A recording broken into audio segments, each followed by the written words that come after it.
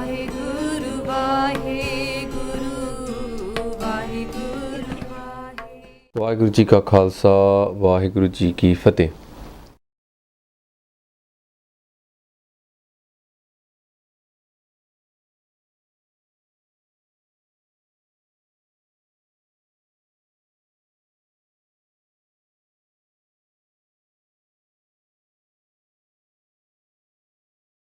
Today specifically, I want to focus on what in Sikhi is called the GurMantar, and that is Vaheguru. How is this a GurMantar? Well, we hear from Bhai Gurdas Ji, who is a Sikh historian and a poet, and also somebody who stayed with a lot of the Gurus, and he's given the honour by Guru Arjan Dev Ji of his works being called the key to Guru Granth Sahib Ji, the Kunji. Bhai Gurdas Ji tells us that Vaheguru GurMantar hai Jap home khoe. He says the Vaheguru, the word, is the GurMantar.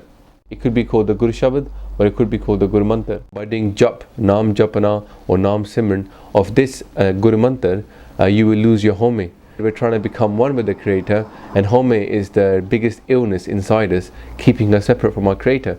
And that really is the point of Sikhi, you see, is to get you away from the sense of separateness from your Divine. Now, I don't want to get into the debate about whether you can say Vaheguru before you've taken Amrit or not. I know I said it before I took Amrit, and I know that other people, when I go to Gurdwara in the Simran time, people who are not Amritari also doing Simran. The key thing is this is the mantra given to us, and it's not hidden.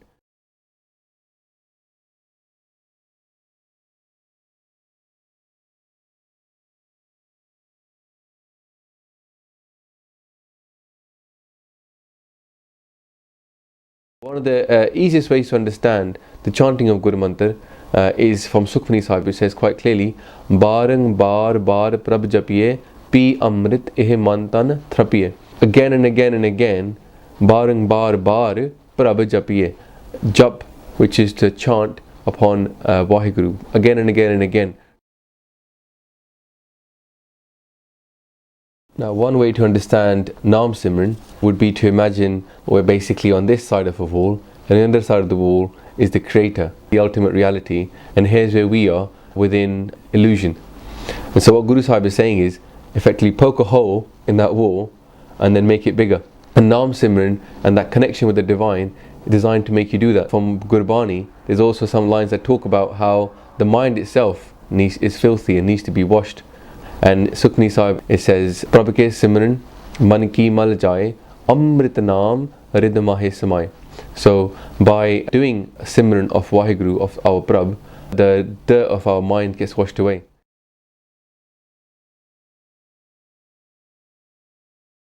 It's an experience that we can't talk about, which is strange because I'm doing a little talk about it, right? But having that mystical experience that Guru Sahib is talking about is intrinsically linked to your Dasam Dwar. When I say Dasam, that means the 10th door, and Dasam Dwar being the point at the top of the head.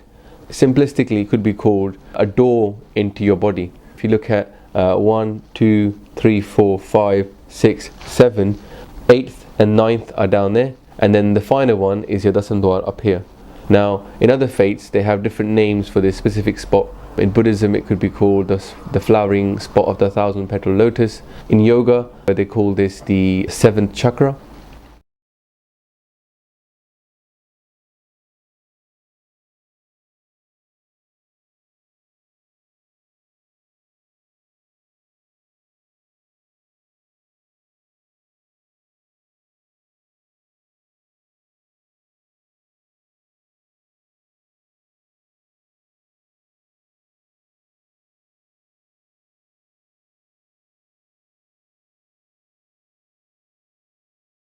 Within this video, we're going to talk about 5 ways of doing Naam Simran. Some people do it one way, some people do it another way. This video is just trying to give a sample of 5 different ways, and any one of those could work for you, and there's no specifically one right way. So let's just do the first one. So one way of saying Vaheguru is to say Vaheguru. So we're saying Wow Guru. We're basically splitting up Vaheguru into 2 words, Vahe and Guru, or Vah Guru. And Guru being our teacher, the enlightener, and by this what we're saying is the Guru is wow. Yeah, not just Guru Nanak Dev Ji is wow. Of course, Guru Nanak Dev Ji and all the Gurus are wow, but also Vaheguru is great. So it's like an expression of wow. The second way of saying Vaheguru is there's 4 syllables in there, right? Va, he, gu, ru. So we're saying wow with the first one, wow, and then he is a very personal, hey, you. Like in every language, the word he is almost like calling someone, and then gu is darkness, and ru is light. So by saying Vaheguru, the 4 syllables very slowly and very separately, you're basically describing a process. You're saying, wow, when I meet you, I go from darkness to light. Similar to the one previously, but slightly different, because you're not saying wow, wahe wahe, you're saying wahe guru, wahe guru, wahe guru. And just you're going through that, so you're being enlightened by that process. And you're doing it slowly and very sahajnal, and with each letter having a separate strength.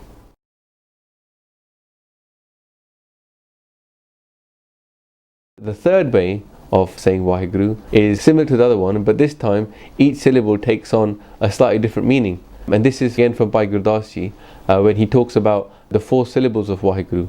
First one starting with Va, Vava in Punjabi, then Haha, and then Gaga, and then Rara. So these 4 syllables all correspond to a different age. And the 4 ages Guruji is talking about is Satyug, Treta, Dwapar and Kaljug. So we're in Kaljug right now, which is kind of the worst age to be in effectively. It's the age of darkness. Guru Sahib is describing the situation where you've got a table with 4 legs, and when it's got 4 legs it's very stable, and at that point that's Satyug, the age of truth. Everybody's enlightened. And then the legs start breaking off, and you've got Treta with 3 legs, a bit unstable, Dwapar with 2 legs, and now Kaljug has only got 1 leg. And Guru Sahib is saying this is the age we're in now. So in Satyug, the word used by Vasudev, who was the Satguru of that time, and he gives everybody the mantra of Vishnu. And then Bhai Gurdas Ji says that in Treta, the Satguru was Har Krishan, and he gave everybody the mantra of Hari. So this word Haha, Hari comes from there. And then he says that in Dwapar, Ramji was a Satguru, and he gave everybody the mantra of Ram, so Rara. And then he says that in Kaljug, Guru Nanak is Satguru, and Guru Nanak gave everybody Govind, this is Gaga. He goes on to say that basically combining all these 4 syllables into one mantra, which is like a supreme mantra effectively, one that covers all the 4 ages, Guru Sahib gives us this Vaheguru mantra. So what we're saying now is Vaheguru, and we're stretching it out a little bit, and it depends on the speed for you how you want to do it.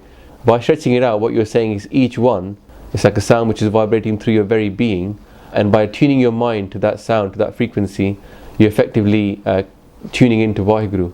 So we say Vaheguru, Vaheguru, and you can almost imagine this mantra going through all the 4 ages and each syllable corresponding to one age. And the 4th way of saying Vaheguru is to do it with your breath, and this is basically Swa Swa Simran, and people have different ways of doing it. Some people say Vahe on the in breath and Guru on the out breath, or some people say Vah on the out breath and Guru on the in breath. Well, if some Gurdwara has a Naam Simran program, normally they do them early in the morning. These 4 methods I've shown so now, people go through each one of them at different times. So sometimes they might go into Vaheguru, Vaheguru, Vaheguru, which is this 4th one, which is breath meditation. And other times people might doing it very slowly, and therefore saying Vaheguru, Vaheguru. And the 5th one, which is kind of like a combination of these 4, but basically it refers to calling someone. So at this point you're not thinking about using it as a mantra with different meanings. All you're thinking about is calling your beloved. So like Guru Gobind Singh Ji in Akal Ustad starts saying Tu hi, tu hi, tu hi, tu hi, and then he goes tu, tu, tu, tu.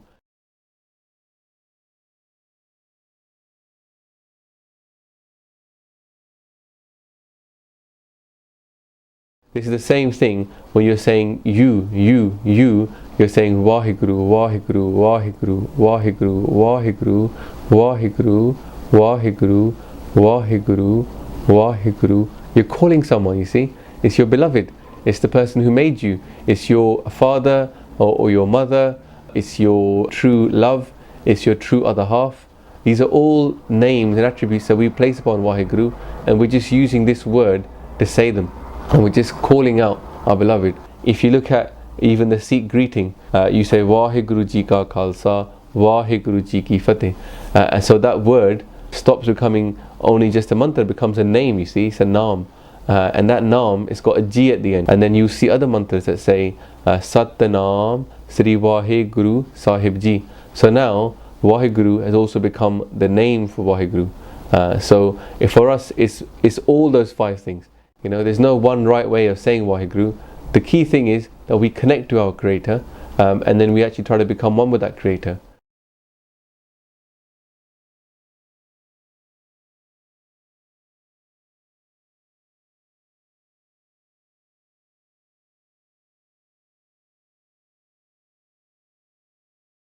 People have different opinions of what Naam is, but we also know that Naam is very, very important to us. And even if you look at Guru Granth Sahib Ji, the second word that comes in Guru Granth Sahib Ji is Satnam, and that Naam is very important.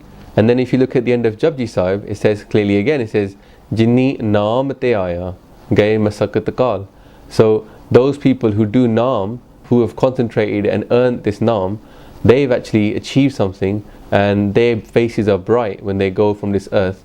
And then right at the end of Guru Granth Sahib Ji again, right, when Guru Granth Sahib Ji is putting Mandavali, which is like a royal seal, and it says very clearly again that you've got these 3 things in here, Thal vich tin vastu payo, Sat Santokh vicharo, and then it says Amrit Naam Thakur ka payo, Jiska sabas adharo. And that Naam, the Amrit Naam of the Creator, is holding it all together. You know, and the last bit where it says Nanak Naam mile tan jiva tan man thive harya. If I have this Naam, then I live, and my whole mind and my body blossoms, you know, like we see barren earth, and then it becomes green, and how beautiful that looks compared to how it was before. It's like that. Naam is like this water which is life-giving to us. And then it also in Rara Sahib we see Guruji saying, Akhan jiva visre mar jao. When I remember you, that's when I'm alive. When I forget you, I'm dead. So connecting to that one is the real cake of Sikhi. That's the connection, and then the icing on the cake might be, you know, the roop and the rehet and all these things, and they're designed to help you actually to get a really lovely cake.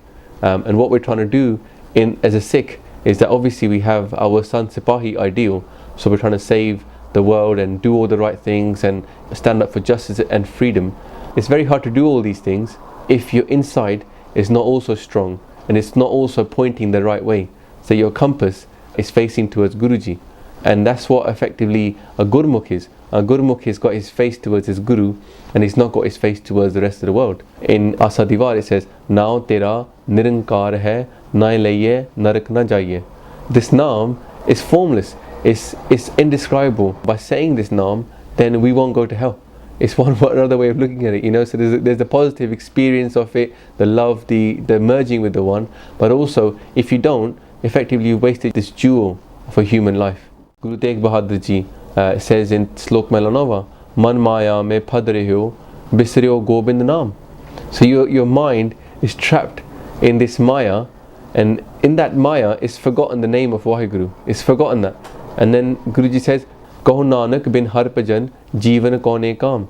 He says, if you're not doing this singing the praises of the one, if you're not connecting to this one, what's the point of your life? So there's many ways in Sikhi of connecting. Seva is a form of connecting. Simran is and Naam Simran is a form of connecting. Listen to Kirtan, also a form of connecting. And then doing part, also a form of connecting. And within that, obviously, you have to build your character and fight off against the people that will steal all this earnings of you. You know, the people who are going to steal it off you are inside you and inside me. They're the Kam, Krodh, Lobh, Moh, Ahankar. Your real enemies. And they're going to rob you while you're awake and you're still looking around. They've robbed you already. Yeah, they're your enemies. And then also is the fact that you're trying to build this character. You see, this character ethics. So you're trying to get rid of these 5, but build up your character.